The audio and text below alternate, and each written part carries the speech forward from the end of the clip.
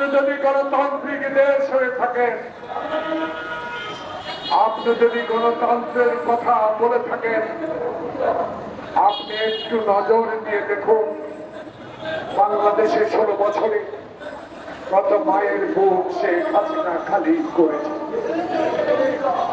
আপনি একটু নজরে দিয়ে দেখুন শেখ হাসিনার যুবলীগ, কৃষক লীগ, স্বেচ্ছাসেবক লীগ, কিছু সংখ্যক পুলিশের সহায়তা বাংলাদেশের কত লোককে গুম করেছে, কত মায়ের বুক খালি করেছে। সেই দিকে একটু নজরে দিয়ে আবু সাইদ খোকনকে স্মরণ করে অসংখ্য নেতাকর্মীর রক্তের দিকে একটু স্মরণ করে দয়া করুন আমাদেরকে অন্তর্বর্তীকালীন সরকার ডক্টর ইউনূসের কাছে সরকার প্রধান হিসেবে বাংলাদেশে শেখ হাসিনাকে অবিলম্বে বাংলাদেশে ফেরত। মানুষের আকুতি, মানুষের কথা বুঝার চেষ্টা করেন, মানুষের অভাব অভিযোগ, মানুষের গণতন্ত্রের কথা বলার জন্য বাংলাদেশ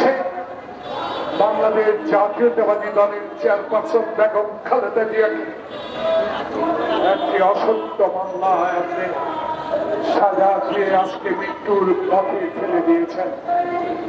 প্রিয় ভারতবাসী, এখন আপনাদের দাবি, আমাদের দাবি আপনাদের কাছে বাংলাদেশের এই গণহত্যাকারী আবু সাইদ খোকনকে গুলির নির্দেশদাতা বাংলাদেশের সবচেয়ে ইতিহাসের স্বৈরাচারী সরকার শেখ হাসিনাকে অবশ্যই আপনি বাংলাদেশের হাতে হস্তান্তর করেন। প্রিয় ভাইয়েরা, যে নেতা তারেক রহমান 21 গ্রেনেড হামলায় আপনি আপনার নির্দেশ প্রাপ্ত কিছু সংখ্যক বিচারপতি নিয়ে তারেক রহমানকে 21 গ্রেনেড হামলায় সাজা দিয়েছেন।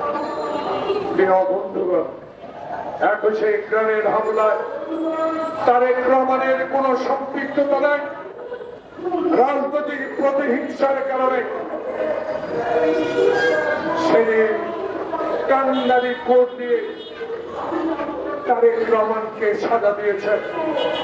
সেই তারেক রহমান একটুও বিচলিত হয় নাই। সেই তারেক রহমান বিদেশে থাকে বাংলাদেশের এই জাতীয়তাবাদী শক্তিকে উজ্জীবিত রেখেছে, আন্দোলন সংগ্রাম করেছে। সে আন্দোলনের ফসল ছাত্র জনতার রক্ত।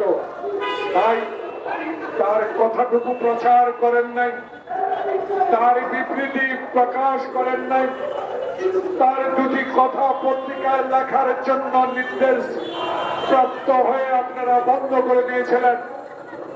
আজকে সেই তারেক রহমান বাংলাদেশের মানুষের কাছে ঋণী। বাংলাদেশের মানুষ তাকে স্মরণ করে, বাংলাদেশের মানুষ তার জন্য দোয়া করে, কারণ সে এমন একটা পিতার সন্তান, এমন একটি পিতা মায়ের সন্তান,